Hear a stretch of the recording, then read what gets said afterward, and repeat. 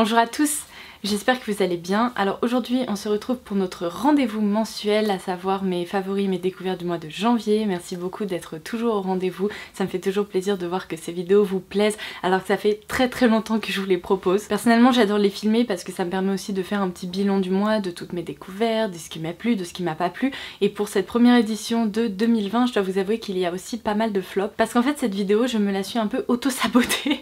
Je vais vous expliquer pourquoi. En janvier et même un peu avant, j'ai commencé évidemment avant janvier, j'étais en plein test de produits à plus petit prix dans le but de vous proposer une vidéo autour de top produits à moins de 25 €. D'ailleurs si vous ne l'avez pas encore vue, elle est déjà en ligne sur la chaîne, donc je vous laisserai la vidéo accrochée là dans le petit i ainsi que en barre d'infos si jamais vous ne l'avez pas encore vue. Mais du coup je me suis vraiment concentrée sur plein de produits à plus petit prix, j'en ai testé pas mal et j'ai pu faire d'excellentes découvertes et il y a plein de produits maintenant que j'adore dont j'arrête pas de me servir que j'ai pu citer dans cette vidéo et j'avais certainement pas envie de reprendre toutes ces références et de les intégrer dans mes favoris du mois parce que sinon ça aurait été peut-être la vidéo la plus chiante à regarder pour vous. J'ai pas envie de faire de répétition. Donc considérez que dans mes favoris du mois de janvier j'aurais pu citer tous les produits qui se trouvent dans cette vidéo mais j'ai décidé de pas le faire. Vous allez voir, j'ai pris une ou deux références comme ça pour vous en reparler rapidement. Mais l'avantage c'est que du coup au lieu de me concentrer sur uniquement les produits qui m'ont beaucoup plu, je vais aussi vous citer des produits qui m'ont pas du tout convaincu pour diverses raisons. Alors avant de commencer par les favoris ou les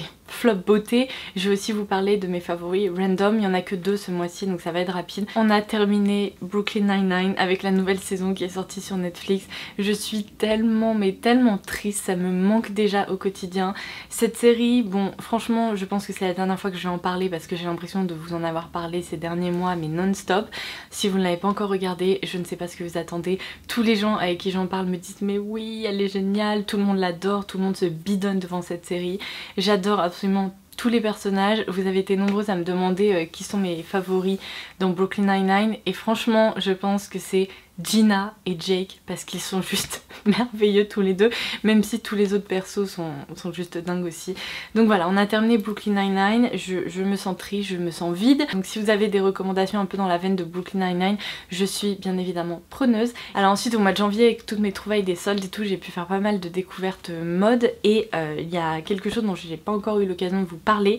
J'ai déniché ce bonnet un peu effet turban chez Another Stories et en fait c'est carrément un dupe d'un bonnet Cézanne qui s'appelle le bonnet Anastasia, sauf que celui-ci coûte moins cher et je l'adore. Moi je l'ai pris en gris chiné comme ceci, bien sûr je vous laisserai le lien ci-dessous. Il y a d'autres couleurs qui étaient dispo, il y avait un beige magnifique mais il est out of stock sur le site, je suis deg. J'essaye de le trouver à tout prix, je pense que je vais essayer de passer en magasin en espérant qu'il y soit encore parce que j'adore ces bonnets. Alors là je vais faire quelque chose que je sens que je vais regretter d'ici 30 secondes mais c'est pas grave, je vais vous montrer son rendu sur ma tête. Comment se décoiffer en 30 secondes et en plus j'essaye de faire ma précieuse pour pas trop me décoiffer donc ça donne n'importe quoi. Oh mon dieu, on dirait que j'ai une serviette sur la tête. Attendez hein, laissez-moi une seconde. Bon je sens que je vais le garder pendant tout le reste de la vidéo mais vous comprenez un peu le principe. Du coup c'est un bonnet comme ça avec une espèce de nœud turban hyper sympa. Il est chaud, il est doux, je le trouve trop beau et en fait ça change vraiment des bonnets classiques. Moi j'aime bien les bonnets avec les pompons etc mais celui-ci je le trouve tellement chouette. Donc voilà, je me devais de vous en parler et d'ailleurs j'ai une autre idée de vidéo en tête mais j'ai tellement d'idées en ce moment que c'est la mort parce que je ne sais pas quand est-ce que je vais vous trouver le temps de vous filmer ça. Mais j'aimerais bien vous filmer une vidéo non pas dupe beauté mais dupe mode parce que mine de rien il y a pas mal de trucs comme ça que je déniche qui sont des alternatives à plus petit prix d'autres modèles dans d'autres marques et notamment chez Cézanne parce que vous êtes nombreux aussi à me dire bon bah Cézanne c'est un peu cher, j'ai pas envie d'acheter que des pièces Cézanne. Donc ça vous voyez c'est une alternative plutôt sympa. Donc si ça vous intéresse eh bien dites-moi, j'essaierai de vous filmer ça bah là au mois de février. Voilà. Et je m'en sors pas trop mal, il y a 2-3 frisottis là-haut mais ça va, ça pourrait être pire. Bon maintenant je vous propose non pas de passer à mes favoris beauté mais plutôt à mes flops parce que ce mois-ci il y en a eu plusieurs et je devais absolument les partager avec vous. On commence par ce produit de la marque des Inkey List et j'en suis arrivée à un point où en fait je le déteste. Attendez. Non, j'ai filé mon collant à l'arrière de ma cuisse, je sais pas pourquoi, je me disais mais c'est bizarre ça tire. Ah bah oui, mon collant est filé.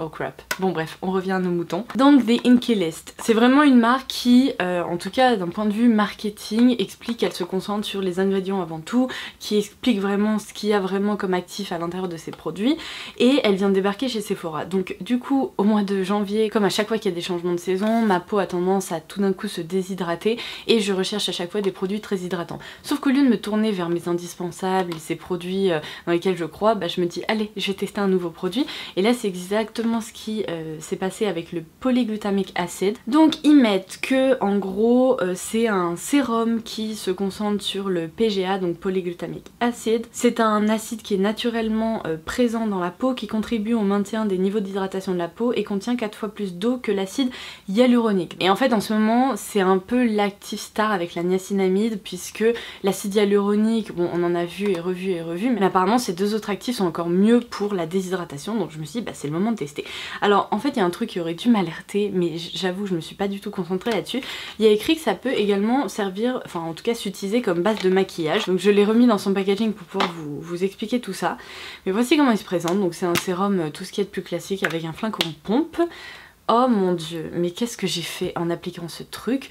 Franchement déjà, grosse erreur de ma part, j'aurais dû lire les ingrédients avant de m'appliquer ça sur le visage, parce qu'en fait je trouve que c'est du marketing mais à ce niveau-là, c'est-à-dire que c'est presque un marketing mensonger en fait ce produit. Quand on regarde la liste des ingrédients, il faut savoir donc le premier ingrédient c'est de l'eau, donc comme dans pas mal de produits skincare. Le deuxième ingrédient c'est du diméthicone, après un alcool, ensuite de nouveau du diméthicone, ensuite de la glycérine, ensuite on retrouve juste un peu plus bas du polysilicone 11, et puis ensuite on a, enfin, de l'acide polyglutamique. Bref, et ensuite il y a une liste infinie de trucs, sauf qu'en fait les actifs intéressants se retrouvent vers la fin de la liste, donc c'est-à-dire qu'ils sont présents en très petite quantité, tandis que les silicones et compagnie, bon bah ça y va. Alors il faut savoir un truc, je vous l'ai déjà dit, je n'ai strictement rien contre les silicones, dans le sens où j'utilise pas mal de produits de make-up dans lesquels on retrouve des silicones, et ma peau les tolère très bien. C'est très rare que ma peau réagisse face aux silicones, donc en partant de ce constat, c'est peut-être pour ça que j'ai pas vraiment fait attention à la compo,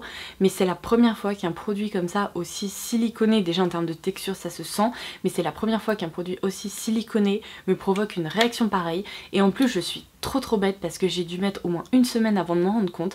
En fait j'ai commencé à avoir les contours du nez qui étaient assez congestionnés, et j'ai commencé à avoir des petits boutons apparaître ici, même au niveau du front, un peu sur le menton et tout, et au début je pensais que bon c'était voilà une mauvaise période du mois, mais c'est trop idiot parce que ça m'arrive quasiment jamais, et là c'est arrivé d'un coup, et en fait j'ai très vite compris que c'était lié à ce produit, donc j'ai complètement stoppé son utilisation, et évidemment ma peau commence déjà à aller mieux. Donc si jamais vous avez une peau qui a tendance à présenter des imperfections, ou bien que vous réagissez mal à ces produits hyper siliconés, ou alors que vous n'avez pas envie de prendre de risques, ne testez surtout pas ça. Pour moi c'est simplement tout pourri, mais vraiment, ce qu'il y a là-dedans, en fait, c'est ni fait ni à faire. On vous fait croire que c'est un sérum hyper hydratant, alors que c'est un concentré de silicone qui sincèrement n'apporte rien à la peau. D'ailleurs, je n'ai pas senti que ma peau était plus confortable ou moins déshydratée, donc ça, mais en fait, je suis outrée. C'est tellement nul. Mais nul quoi. Alors ensuite un autre flop, et là je me sens un peu plus coupable de vous en parler parce que j'adore ces petites marques qui essayent d'innover et de proposer des produits différents. Donc là c'est la marque de Stine Tribe, et c'est en fait un produit qui s'appelle Remove and Chill. C'est une mini crème dissolvante. Donc ça se présente dans un tube comme ceci, et en fait ils ont tout simplement essayé de trouver un autre format au dissolvant classique. Donc là ça se présente vraiment sous forme de crème presque pour les mains. Le principe c'est que donc vous ouvrez ça, vous en appliquez une noisette sur chaque ongle. Il conseille d'appliquer une couche assez épaisse, ensuite vous laissez poser entre 1 à 3 minutes, généralement on considère que c'est 1 minute par couche de vernis, et après vous prenez par exemple un coton et vous retirez votre vernis. Sauf que le problème c'est qu'en fait il y en a pas mal de problèmes. C'est très difficile d'appliquer une couche épaisse sur l'ongle parce qu'en fait vous n'avez pas envie de toucher ça avec votre doigt parce que c'est du dissolvant, donc vous vous servez uniquement de ça et ça répartit pas la matière de façon homogène sur l'ongle. Donc typiquement moi quand je m'en suis servi, il y en avait beaucoup au centre et très peu sur les côtés. Donc sur les côtés ça n'arrive pas à dissoudre le vernis. En fait je trouve que ce produit, petite suggestion, si jamais les créateurs me regardent, même si j'en doute, je pense que ça aurait été bien mieux s'il y avait eu un embout pinceau au bout pour bien répartir la matière, parce que là clairement en fait le problème c'est qu'on se retrouve avec une espèce de crème pour les mains mais on veut pas toucher ça avec les doigts, donc en fait ça se répartit pas bien. Et l'autre problème c'est qu'en termes d'efficacité franchement Et bah on n'y est pas vraiment. Moi j'ai laissé poser même plus que 3 minutes en me disant je vais vraiment lui laisser sa chance. Et en fait bah en passant mon coton, à part dissoudre la première couche de top coat, et bah le vernis en dessous était encore présent. J'essaie d'en remettre, de repasser mon coton et tout. C'est terrible parce que ça dissout le vernis partout sur vos doigts. Et en fait après je me suis dit mais c'est une catastrophe. Donc j'ai été obligée de me tourner vers du dissolvant classique. Donc l'idée est sympa, franchement je trouve ça cool d'essayer d'innover, mais là en l'occurrence c'est une innovation qui malheureusement fonctionne pas bien, en tout cas il y a des petits soucis quoi. Et alors on passe à mon troisième flop, il s'agit d'une huile réparatrice pour les cheveux de la marque Virtue. Alors moi en même temps... Je ne sais pas pourquoi j'ai essayé de changer d'huile capillaire parce que ça fait des années et des années et des années que j'utilise l'essence absolue de Shu Uemura qui était terminée et en fait je me suis dit bon bah je vais changer, pour une fois je vais tester un autre truc. Erreur fatale, je ne sais pas pourquoi quand j'ai des produits qui sont des grâles comme ça j'essaie de tester autre chose parce qu'à chaque fois je suis déçue, je retrouve pas ce que je veux. Donc là en l'occurrence cette huile en fait ce qui m'a vraiment perturbée c'est que sur le bouchon il y a écrit Shake Well. Et au début je me suis dit bah, c'est bizarre, peut-être que c'est une huile biphasée. Et en fait j'ai vite compris pourquoi. Là-dedans c'est bourré de sucre. Et en fait je ne comprends pas pourquoi il y a du sucre. Parce que ma première réaction ça a été de me dire mais ça va faire coller les cheveux. Et un jour je me suis carrément retrouvée dans une situation où j'ai secoué comme une dératée. Et ensuite j'ai voulu, et ben voilà ça recommence. J'ai voulu prélever de l'huile. Mais en fait le sucre pénètre dans la pompe et ça bloque complètement le mécanisme.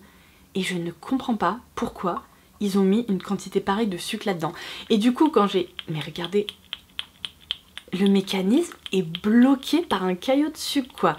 Non mais c'est un truc de fou. Et en fait quand j'ai commencé à m'en servir, ça a une odeur hyper présente de barbe à papa. En même temps vu la quantité de sucre qu'il y a là-dedans ça m'étonne pas du tout.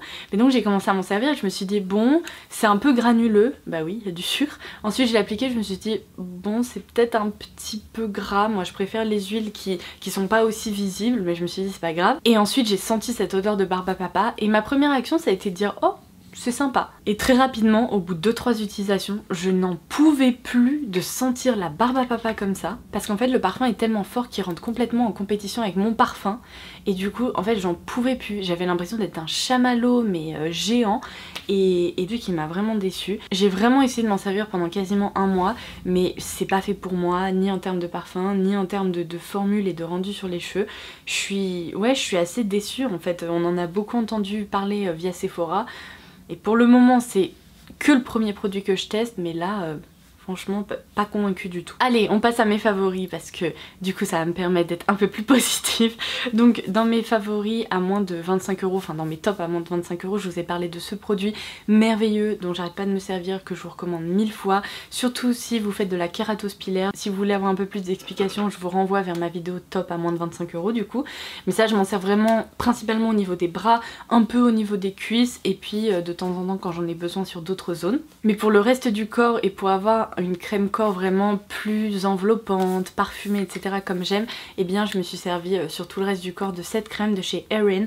Et en fait c'est un nouveau parfum que j'avais encore jamais testé. Vous savez que la marque Erin en fait c'est la marque de la petite fille d'Estée Lauder qui a créé toute une marque de parfums. Il y a aussi des crèmes corps, il y a d'autres produits pour le corps et elle a aussi une collection pour la maison et tout est sublime. Il y a une inspiration un peu méditerranéenne et tout qui est incroyable, mais j'adore l'esthétisme de cette marque en fait et les parfums sont incroyables. Je vous ai par exemple déjà parlé du parfum Iris Meadow etc. Mais du coup là c'est le parfum Mediterranean Honeysuckle et oh ça sent trop bon.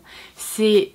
je saurais même pas vous expliquer. C'est un parfum un peu acidulé qui sent un peu le citron, la fleur d'oranger, qui sent le propre. Et en fait cette crème j'ai l'impression que c'est le parfum d'un après-midi farniente. À rien faire, à lire sur un transat, c'est merveilleux. Alors c'est peut-être pas le parfum le plus hivernel qui soit, on est d'accord, mais après peut-être pour l'arrivée du printemps et de l'été, si vous recherchez une crème un peu dans cette inspiration là, vous allez l'adorer. Et c'est vraiment une marque de parfum qui transporte, donc sachez qu'il existe également le parfum. Bon moi j'ai opté pour la crème corps, mais du coup maintenant j'ai un peu envie d'avoir le parfum pour cet été. On en reparlera. Alors en matière de blush au mois de janvier c'est bien simple, je n'en ai porté qu'un seul. C'est encore celui que je porte aujourd'hui et c'est une couleur un peu nude rosé qui est génial. C'est le Mood Exposure de chez Hourglass qui se présente comme ceci. Et en fait vraiment je trouve que c'est l'une des plus belles couleurs de blush que j'ai pu tester jusqu'à présent. Puisque c'est vraiment une couleur neutre qui va avec tous les maquillages que je fais, qui se diffusent facilement. Je l'applique toujours avec mon petit pinceau patte de chien préféré. Et ouais, il est génial, donc bon bah j'avais envie de le mentionner. En matière d'highlighter, j'ai porté beaucoup d'highlighter ce mois-ci. Celui que je porte là aujourd'hui, c'est les gouttes Glow Mon Amour de L'Oréal que je vous ai également présenté dans ma vidéo top à moins de 25 €. Donc je vais pas m'étendre sur le sujet, il y a des swatchs etc dans cette vidéo, mais c'est tellement beau, mais j'adore. Mais c'est quoi cette passion pour la peau un peu aspect mouillé, la peau qui resplendit comme ça? Je ne sais pas, mais je ne pourrais jamais m'en passer en fait. Donc voilà pourquoi je collectionne littéralement les highlighters. Et normalement avant cette vidéo favori, j'ai dû mettre en ligne une vidéo à propos de coffrets Wet n Wild à moins de 23 € qui sont juste hyper sympas. Et dans ces coffrets il y avait aussi ces highlighters là, et celui que j'ai le plus porté au mois de janvier c'est celui-ci. Et c'est donc la teinte Air, tout simplement, puisqu'en fait il provient du coffret Air et il est hyper sympa aussi. Donc là évidemment c'est un format poudre, mais je sens que je vais continuer à m'en servir parce qu'il est trop cool. Sur les yeux c'est bien simple, ce mois-ci j'ai pas trop eu envie de m'embêter, du coup je n'ai porté quasiment que ce fard là qui est encore dispo sur le site de Colourpop, et je crois que la prochaine fois que je vais faire une commande je vais en recommander au moins 2 ou 3 parce que j'adore. C'est celui que je porte sur les paupières, c'est le Perfectly Rich dans la collection Villains de Colourpop et Disney. Et je vous l'ai déjà présenté plusieurs fois, je l'avais présenté dans mon haul et tout, mais oh, il est incroyable. Alors le seul petit point négatif c'est qu'il sèche un peu rapidement, mais c'est pas dramatique dans le sens où j'ajoute un spray fixateur à l'intérieur et ensuite ça retransforme la texture en crème. Je prélève ce qu'il me faut, je l'applique et voilà ce que ça donne sur les paupières et c'est juste génial. J'adore ce fard, mais vraiment. Pour les sourcils, j'ai vraiment redécouvert les Gimme Brow de Benefit. En fait je me sers de 2 teintes en combinaison, la teinte 1 et la teinte 3.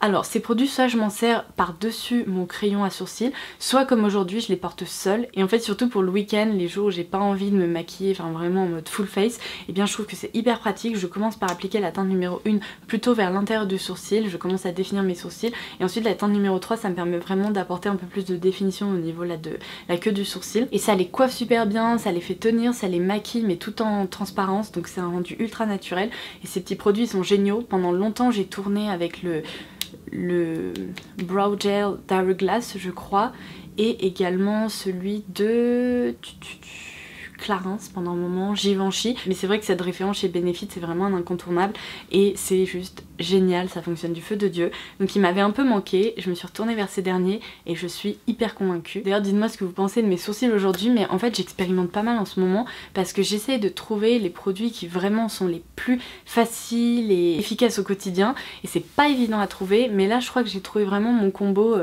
facile, efficace, qui propose en plus un très joli rendu. Je me dépêche un peu parce qu'en fait on va aller bruncher dans moins de 20 minutes et du coup j'ai rendez-vous avec des pancakes si vous voyez ce que je veux dire, et j'ai juste trop hâte. J'ai pas mangé hier soir, j'ai pas mangé ce matin dans le but de manger tout plein de pancakes ce midi.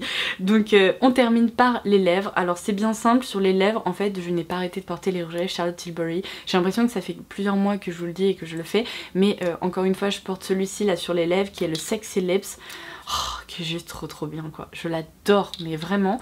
Et sinon en autre teinte dans la gamme des Hot Lips 2, j'ai beaucoup porté le JK Rowling. D'ailleurs j'ai presque terminé ma miniature et je l'ai donc en full size maintenant pour m'accompagner, donc ça je suis trop contente. Et alors une découverte par contre qui est complètement nouvelle pour moi, c'est The Gloss de Jeffree Star dans la teinte Diamond Juice. Alors je l'ai beaucoup porté ce mois-ci et c'est... En fait c'est fou parce que j'ai plusieurs produits Jeffree Star dans mes placards à tester, mais je me suis encore jamais penchée sur leur cas.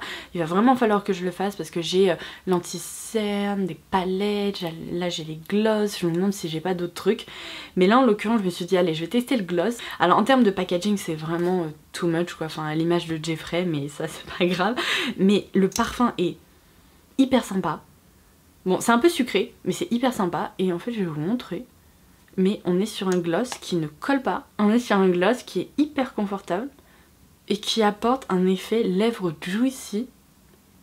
Ah mais vraiment j'adore, je tapote parce qu'en fait j'ai du rouge à lèvres en dessous et j'ai pas envie de tout transférer sur l'embout, donc du coup je tapote et c'est pas grave, ça me permet d'avoir le même rendu. mais un peu dans la même lignée que j'adore les teints hyper glossy, etc. Et bien vous savez que sur les lèvres c'est un peu la même chose, je suis fan de ces rendus là. Non mais c'est trop beau quoi. Parce qu'en fait la plupart des glosses comme ça qui sont hyper nacrés, scintillants, ils ont tendance à laisser un voile opaque sur les lèvres et tout d'un coup ça se transforme en un fini un peu métallique, pas très naturel. Sauf que celui-ci il joue sur une base transparente et il y a plein de petites nacres et tout à l'intérieur. Oh là là, c'est trop beau, mais trop beau. Et du coup bah voilà, une nouvelle découverte, j'aime beaucoup et ça m'a presque donné envie d'en ajouter d'autres à ma collection. Même si celui-ci est parfait, en plus grâce à sa transparence il peut se porter par-dessus d'autres produits. Mais ouais, je suis assez fan. Franchement dites-moi si vous avez d'autres teintes que vous aimez beaucoup dans cette gamme, parce que il va falloir qu'on fasse quelque chose. Et voilà, j'en ai terminé avec cette vidéo, je vais devoir absolument aller changer de collant avant de partir parce que là, bon, même pour des pancakes, je vais pas sortir avec un collant complètement tiré de partout. Non mais comment j'ai fait mon compte, c'est pas possible. J'espère vraiment que cette vidéo vous aura plu, si c'est le cas n'hésitez pas à la liker, n'hésitez pas à vous abonner si vous avez envie de rejoindre notre grande famille de Beauty Addicts en cliquant sur le bouton s'abonner ci-dessous. N'hésitez pas également à laisser un commentaire ci-dessous pour me partager vos découvertes, vos flops, etc. Comme d'habitude, j'adore échanger avec vous et j'essaye vraiment de répondre autant que je peux. Et en attendant ma prochaine vidéo, je vous embrasse très fort et je vous dis à très vite. Bye bye.